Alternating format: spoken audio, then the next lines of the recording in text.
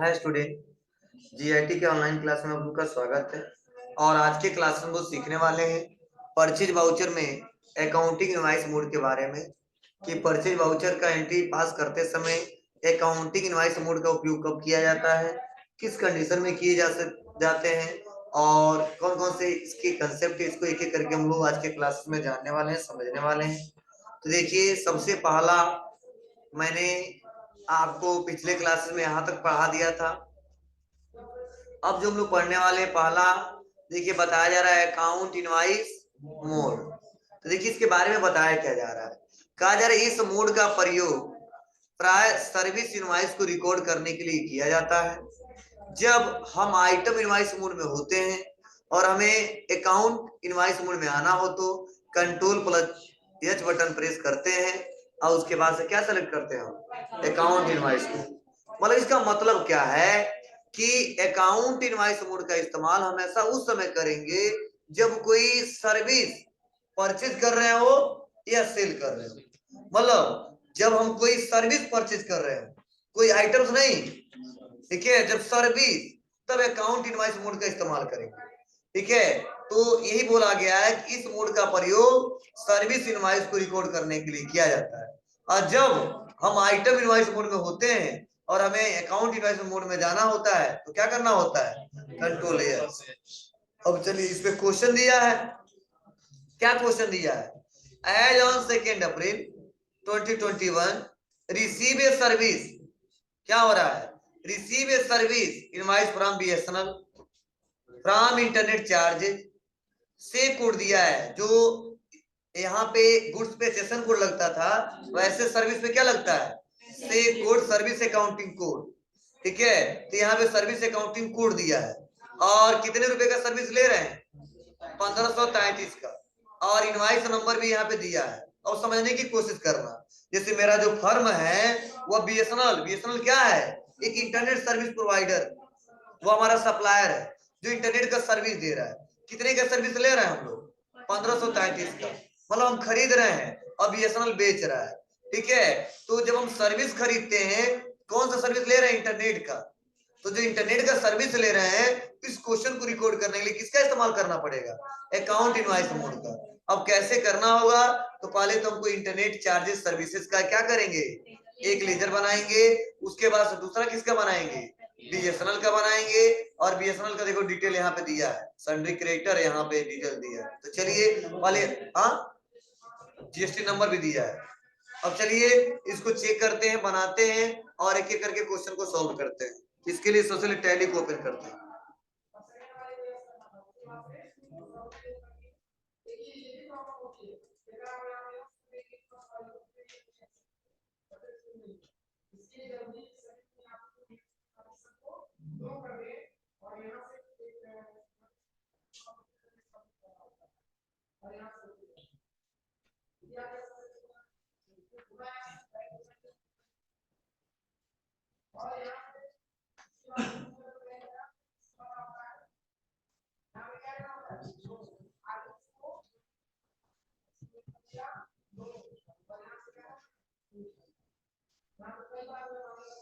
चलिए कंटिन्यू करते हैं।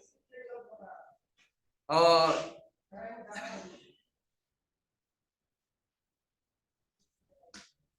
जिस ड्राइव में रखे हैं डाटा ओपन करते हैं।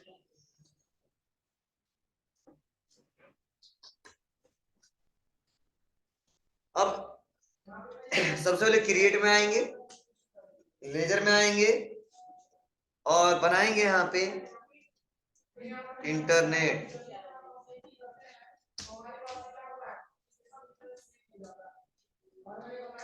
एक हमारा सर्विस है, सर्विस ले रहा है।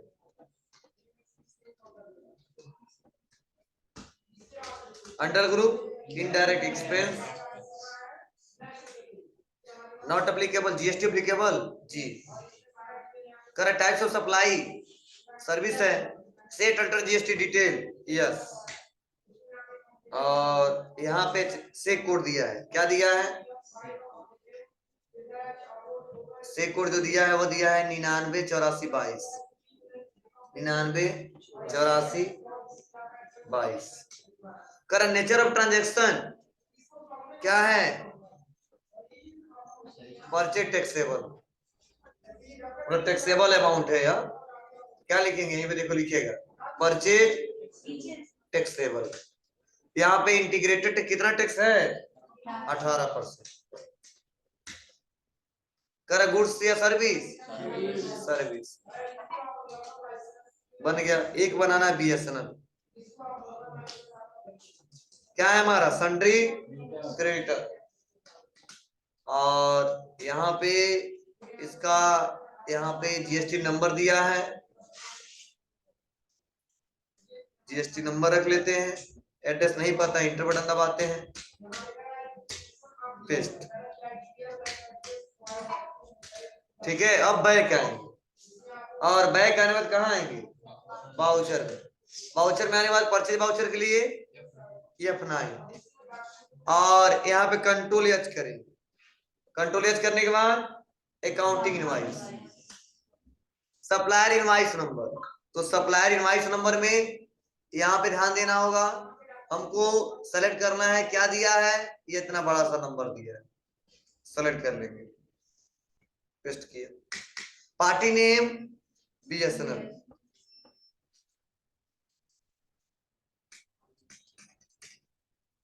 पार्टिकुलर। तो देखिए पार्टिकुलर में हमको क्या करना है जी, यहाँ पे हमने जो चार्ज ले रहे हैं हम लोग, सर्विसेज ले रहे हैं, तो इंटरनेट सर्विसेज ले रहे हैं। अब इंटर कितने रुपए का? 1533। ठीक है, तो यहाँ पे लेकिन ध्यान देना, जो यह हमारा दिए रहा है 1533, ठीक है, तो यहाँ पे देखो जीएसटी भी लगाया गया, सेंट्रल टैक्स और स्टेट टैक्स। मतलब ये 1533 जो दे रहा है ना, वो हमारा जीएसटी के साथ दिया है। तो अगर मान लो इस पे हम जीएसटी लगाते तो ज्यादा अमाउंट आ जाएगा, समझे ना? तो यहीं पे आते समय जो बना रहे हैं, यहीं पे कन्फिगर करेंगे। क्या करेंगे? कन्फिगर। और यहीं पे एक ऑप्शन आता है कि provide amount inclusive tax for ledger, क्या कर देंगे? यस, मतलब पहले से जीएसटी ऐड हो, उस अमाउंट को भरना है तो यस कर देंगे। अब कंट्रोल ए। अब देखिए फिर से इंटर, बैक आते थोड़ा सा, बैक स्पेस, इंटर। अब पूछेगा इंक्लूसिव जीएसटी अमाउंट, तो बोलेंगे 1533, तो अपने आप आ जाएगा 1299 रुपया 15 पैसा। इसके बाद से सेंट्रल टैक्स और स्टेट टैक्स, मतलब ये जो 1533 दिख रहा था ना, वो कौन सा पैसा था? जीएसटी के साथ जोड़ के था।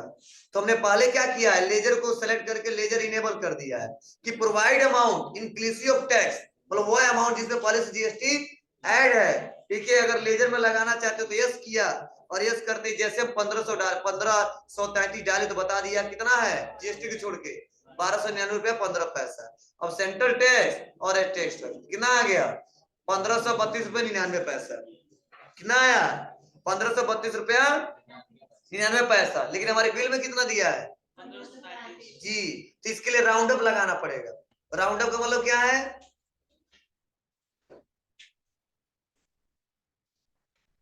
बोलिए, यहाँ पे राउंड अप का मतलब क्या है कि जब किसी इनवाइस में दशमलव के बाद देखो कितना पैसा आया, 99 पैसा, मतलब 49 पैसे से कम हो तो राउंड अप लगाते हैं तो उसको जीरो में कन्वर्ट कर दिया जाता है। और जैसे 49 पैसे से ज्यादा होता है तो जब राउंड अप लगाते हैं तो क्या होता है, वह 1 रुपए में कन्वर्ट हो जाता है। समझे? मतलब जैसे मान लो 1 रुपया 99 पैसा, तो वह 2 रुपए में कन्वर्ट हो जाएगा। अगर 1 रुपया 20 पैसा, 1 रुपए में कन्वर्ट हो जाएगा। तो मतलब अकाउंटिंग कंसेप्ट कहता है कि दशमलव पैसा ना लेंगे ना देंगे, ये तो उसको सीधा 1 रुपया कर दो, ये तो 0 रुपया कर दो। ठीक है, तो अकाउंटिंग का एक रूल है कि अगर दशमलव के बाद 49 पैसे से ज्यादा है तो उसको 1 रुपया बना दीजिए, अगर 49 से कम है तो उसको 0 में कन्वर्ट कर दीजिए। मतलब पैसा बराबर होना चाहिए, तभी हम आपसे ले सकते हैं, आप दे सकते हैं, नहीं 99 पैसा खोजते रह जाएंगे। ठीक है, तो ये अकाउंटिंग का रूल है। तो कभी हम लोग का नुकसान होगा, कभी उन लोग का नुकसान होगा। मतलब 1 रुपया 20 पैसा तो 2 रुपये पा जाएंगे। फॉर एग्जाम्पल अगर ऐसा रूल लगा देंगे तो, ठीक है, तो अपने हिसाब से तो 1 20 है तो 1 रुपया देंगे वो, अगर वही 1 51 है तो 49 पैसे का फायदा हो जाएगा, 2 रुपया ले लेंगे। तो ये बोला गया 49 पैसे से कम हो तो 0 में कन्वर्ट कर दे, और 49 से ज्यादा हो तो 1 रुपये में कन्वर्ट कर दे।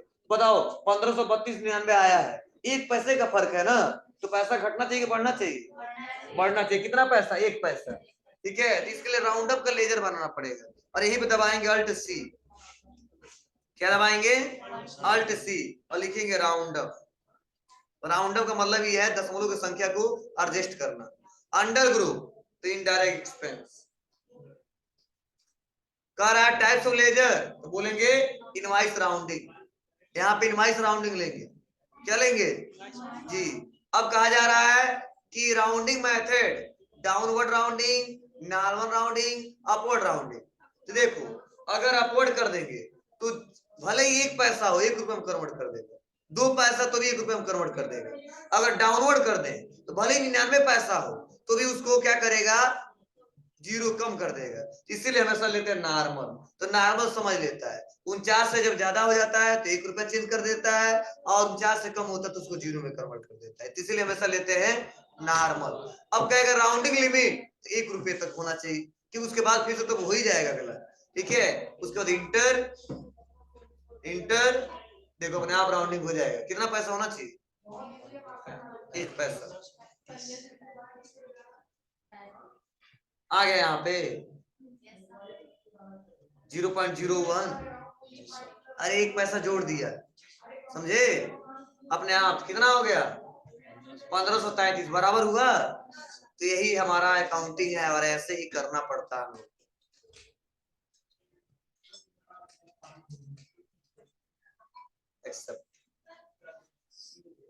ये हमने पहला क्वेश्चन सॉल्व किया। चलिए, उसके बाद से हमको बनाना सीखना है क्या?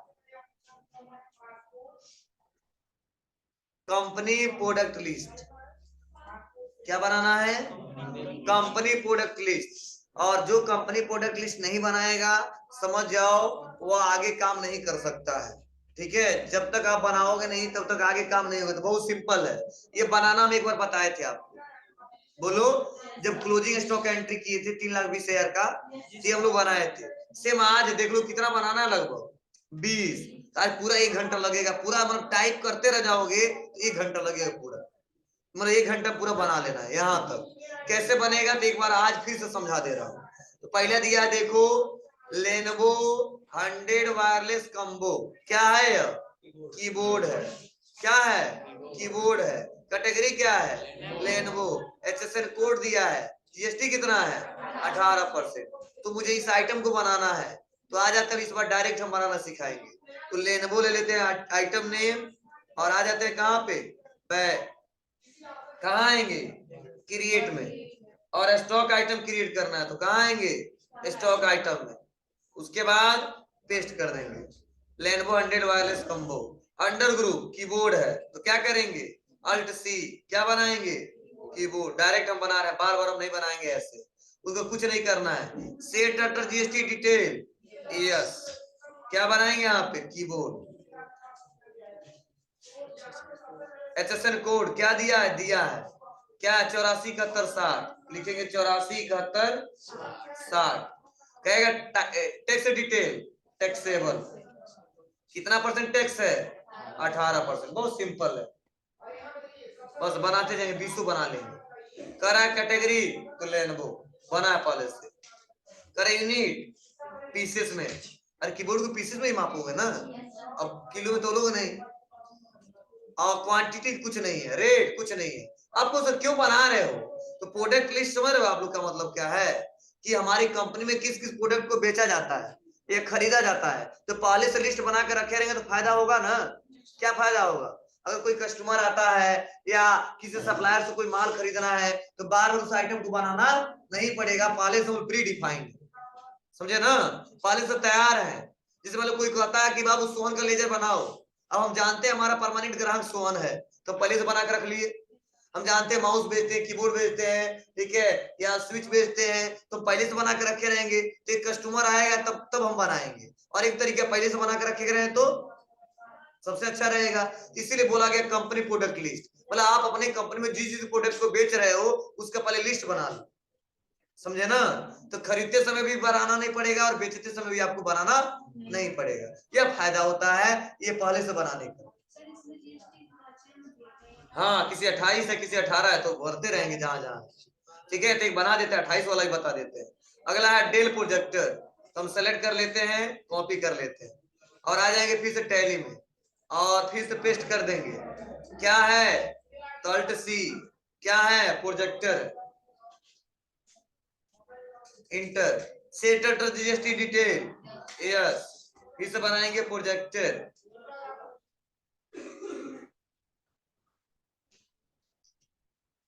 एचएसएन कोड दिया है, भर देंगे जो भी है, ठीक है, बहुत बड़ा सा है।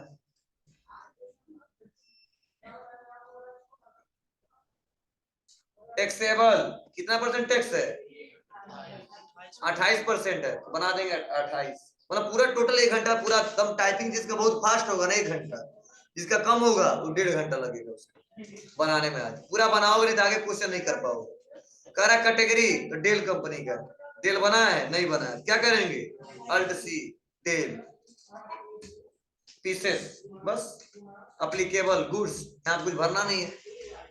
चलो बन गया ना, ऐसे सब बना लेंगे। चलो एक है एचपी लेजर जेट प्रिंटर, क्या बनाएंगे, सेलेक्ट कर लेंगे, उसके बाद पेस्ट, क्या है यह, प्रिंटर, अल्ट सी, तो ग्रुप क्या रहेगा, प्रिंटर, यस। अरे यार, तो पहले कहा है बार बार बनाओगे, उस समय एक बार बना देते हैं, दिखता जाएगा, बनाते रहेंगे, शुरू से बनाओ तो फिर से वही तरीका, तुम्हारी मर्जी। हम क्या पहले बताया नहीं ग्रुप बनाना, हम क्या बोले हैं कि आज ऑटोमेटिक बनाना बताएंगे, ठीक है, तो ऑटोमेटिक सबसे अच्छा रहता है, पहले से अभ्यास रहेगा। अरे बोले पहले वो बनाओ तो वो बनाओ तो वो बनाओ फिर से बनाओ, उसमें एक ही साथ पूरा कंप्लीट कर लेते हैं, अधूरा कुछ नहीं रहेगा, ठीक है, तो आपकी मर्जी, और तुम जैसे सीखना चाहते हो। तो पहले हम ग्रुप बनाना बनाए थे शुरू में, हम ऑटोमेटिक आई बता दिए, दोनों में जो आपको अच्छा लगे, ठीक है। क्या दिया है, 84 71 60, 84 71 60, उसका टैक्सेबल,